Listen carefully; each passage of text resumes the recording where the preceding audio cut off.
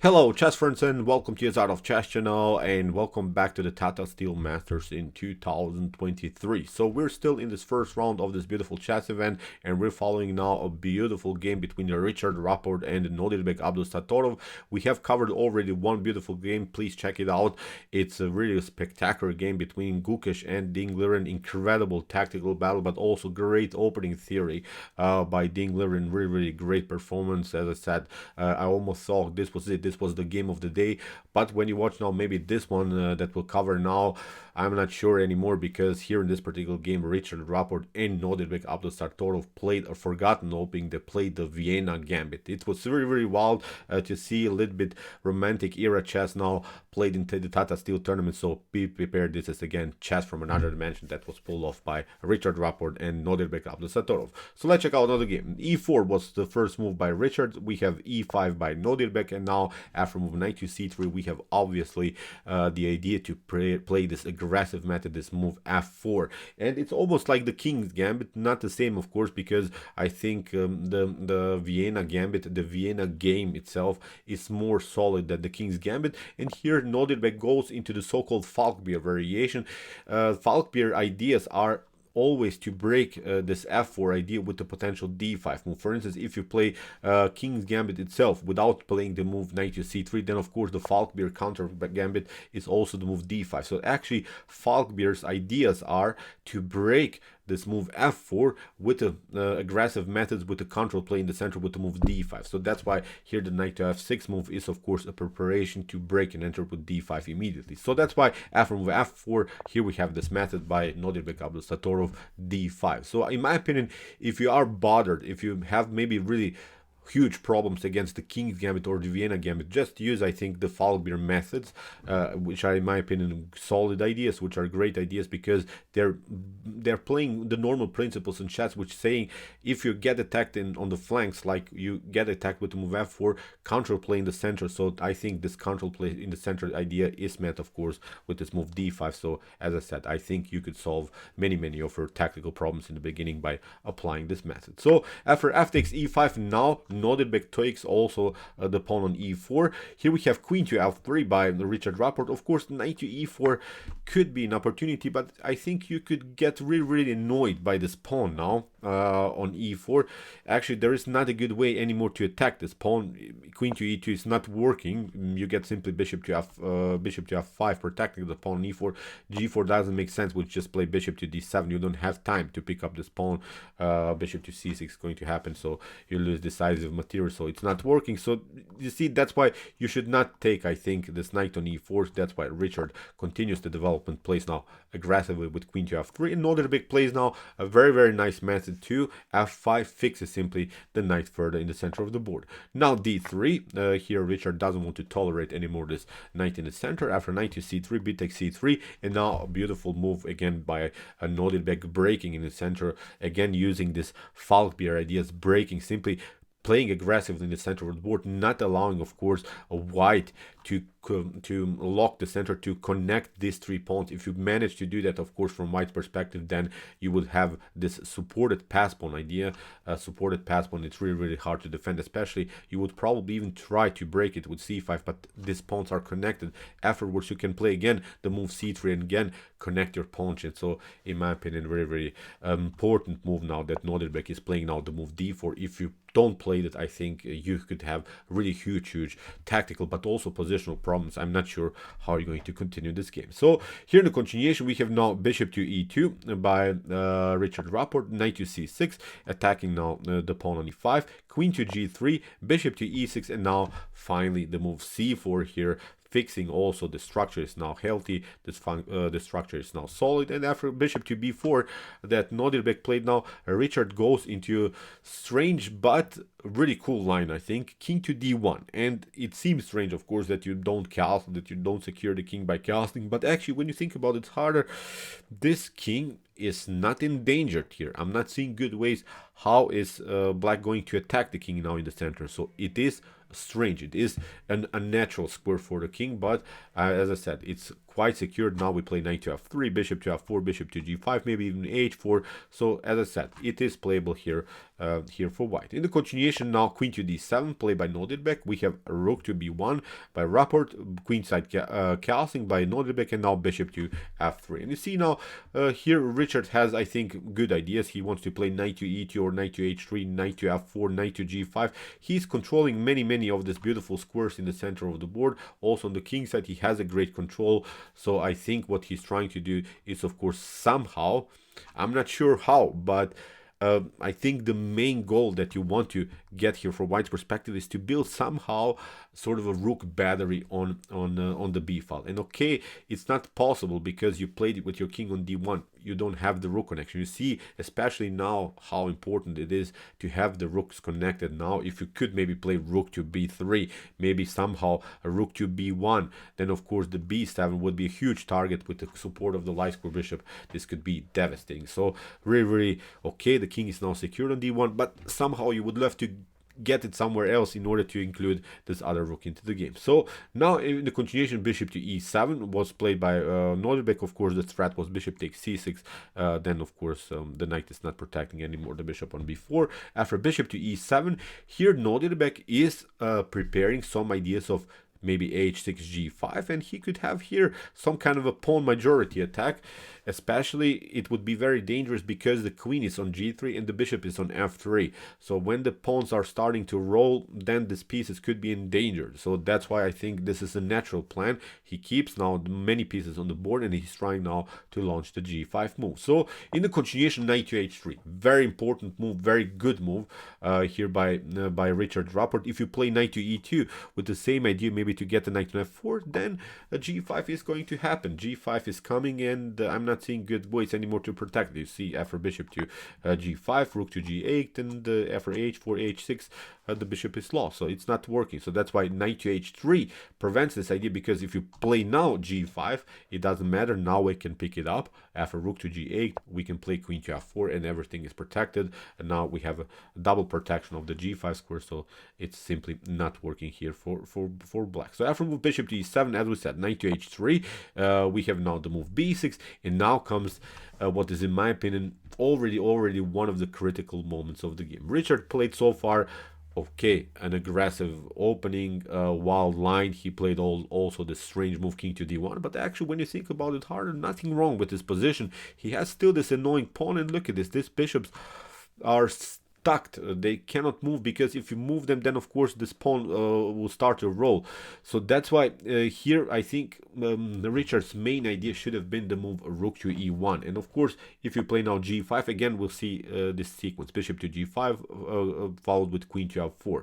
So actually this move g5 should then be prepared with the move h6, but actually there is even a beautiful way for white to block this idea with queen to g6, and actually there's not a good way anymore for black to create some madness on the king side. Now knight to f4 maybe, then afterwards knight to d5 could happen, and this could be an unpleasant game maybe here for black. I'm not saying this is winning, but I really would not love to play this position if the knight somehow moves to d5. So in this particular position, white should be much better, but unfortunately here Richard didn't play this move rook to e1. He played knight to f4 immediately and allowed now Nodirbek to play this move that he wanted to play in the first place. g5 is now coming with the tempo, and even if you play here knight to d5 now, it doesn't matter, because we'll simply support now the pawn here. Okay, you can pick up here the bishop, knight to e7, but look at this. Again, you cannot play bishop to g5, h6 will happen, and you lose the piece. So now the pawns are storming. This pawn storm is coming. h5, g4, f4, f5,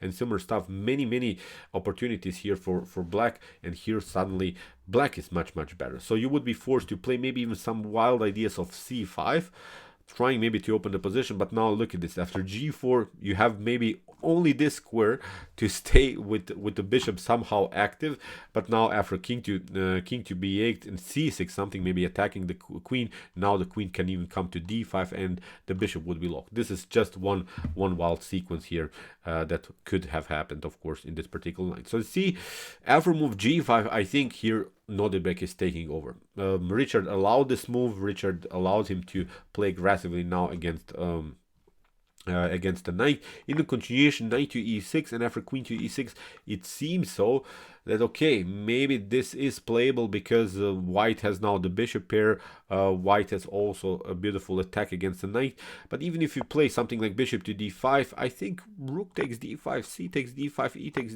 queen takes d5 is, I think, pretty fine here. Even if you play queen to f3, we can step back. We'll take out this pawn even, and still we'll start to push this pawns.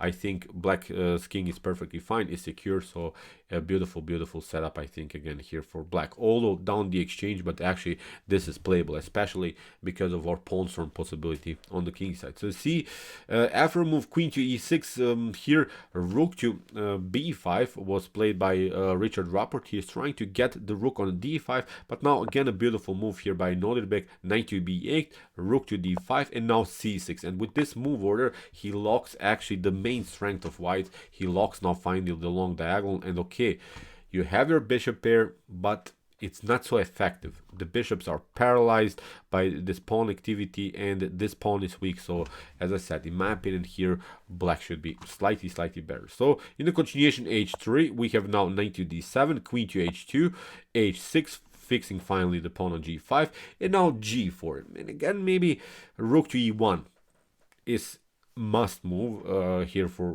white. I'm not sure why Richard missed this move many times in the game. At least you are supporting your pawn. This pawn was okay, a problem through the whole game. At least support it for a while. Okay, maybe black could play bishop to b4, bishop to d2, bishop takes, king takes d2. Okay, your king is secured, but I think black has to rely on sort of a blockade. Black should not allow here this pawn to be pushed. So that's why maybe rook to e1 is somehow complicated game for black. But after move h6 that Nodirbek played here, g4 was played by Richard Rapport, and finally Nodirbek picks up the pawn. He accepts the challenge. He's saying, okay, you had your chance with this, now I'm going to take it. Here in the continuation we have now g takes f5, but now a beautiful sequence, knight to f3. We have okay, e takes f takes e6, after knight takes h2, rook takes h2, and we have now reached this position in which here white still has this also isolated pawn. We have here 5 pawns against pardon me, 6 pawns against 6 pawns, but if Nodirbek grabs this pawn on e6, then of course black should be much better. And that's exactly what Nodirbek is trying to do here. First of all, he's protecting here his pawn. After move c3, we have d takes c3, bishop to c3, and now the king is coming closer. We have first a check, king to c2, bishop to f6, forces a trade of bishops here. We have now the move d4, king takes e6, and okay, after bishop to f6, king to f6, nothing dramatically changed. Nodirbek got a pawn and has now a much better continuation. Has now almost even a winning endgame here because of this extra pawn. He can always create a distant pass pawn here out of this 2 versus 1 situation. So something went wrong here for Richard Rapport, especially because of this isolated pawn on e6. So in the continuation we have now d5, c takes d, rook to a1. Here was played by Nodirbek. He's now attacking the pawn on a2. We have now this idea, rook to e6, king to f5. Here Richard Rapport takes the pawn, but now after rook takes a2, Nodirbek managed to create a very important also endgame element. He created 2 connected pass pawns. So it's very important when you play an endgame to create 2 connected pass pawns, because when you manage to maybe push them to the 3rd rank, they're basically unstoppable for the rook if this pawns march to the 3rd rank. So what we should do here from black's perspective, we are waiting a little bit here, maybe this pawn to be moved, and in some occasions you can even sacrifice the rook for the pawn if the king maybe marches somehow and supports the d pawn. It's of course possible then to sacrifice the rook for the pawn, and then maybe if you have your pawns on the 3rd rank, as I said, then white cannot catch up anymore with your pawn. So that's why I think this should be a winning endgame if of course black now plays the endgame correctly. And here after move king to b3, rook to a1, king to c4 was played by Richard Rapport.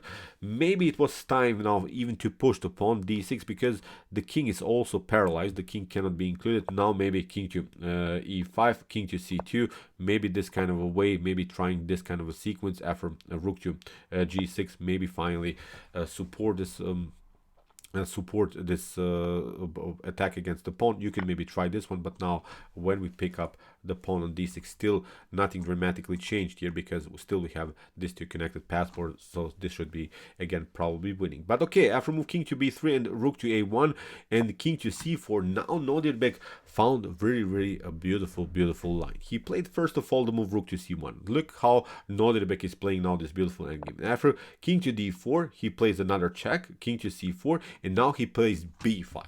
b5 is, I think, a beautiful motif here, because if you play king takes b5, look what would have happened. Really brilliant endgame technique, almost like Magnus Carlsen. I think Magnus would play the b5 move for sure. So after move king to b5, look what happens. We can play rook takes d5, and probably you are going to go after this pawn, after king to a6, now a very important move, rook to d4, and after king takes a7, now rook to h4 is winning the game.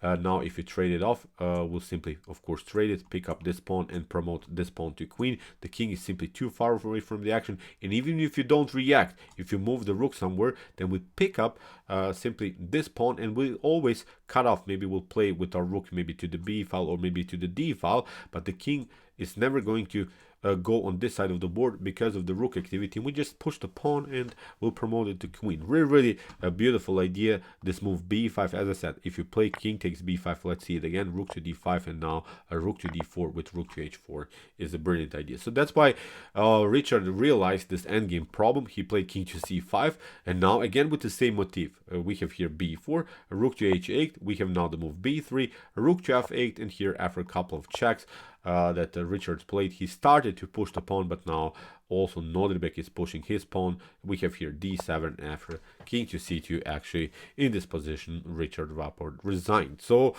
let's see possible continuations. After rook to e2, we can step back to b3. You can play another check, but now you cannot do anything after this one, because king to a2 can of course be met with rook to a2, but now we pick up this pawn.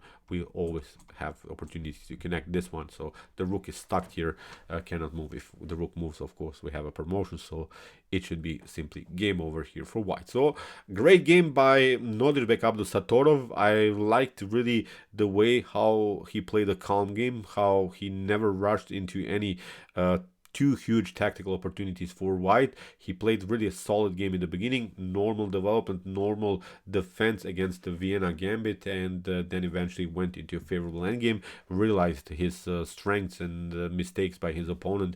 Great performance by the young fellow, and he's now the leader with Ding Liren after the day one. Both of them won their games with the black pieces that are in sole lead in this beautiful Tata Steel chess event. So okay, I hope that you enjoyed this game. I really enjoyed it a lot. Interesting ideas of the Vienna Gambit for sure. I'm not sure when we have covered it for the last time, a Vienna Gambit game. Incredible performance again by Nodirbek. If you want to see this beautiful gameplay by Gukesh against Ding, please check it out. It was an incredible gameplay by Ding.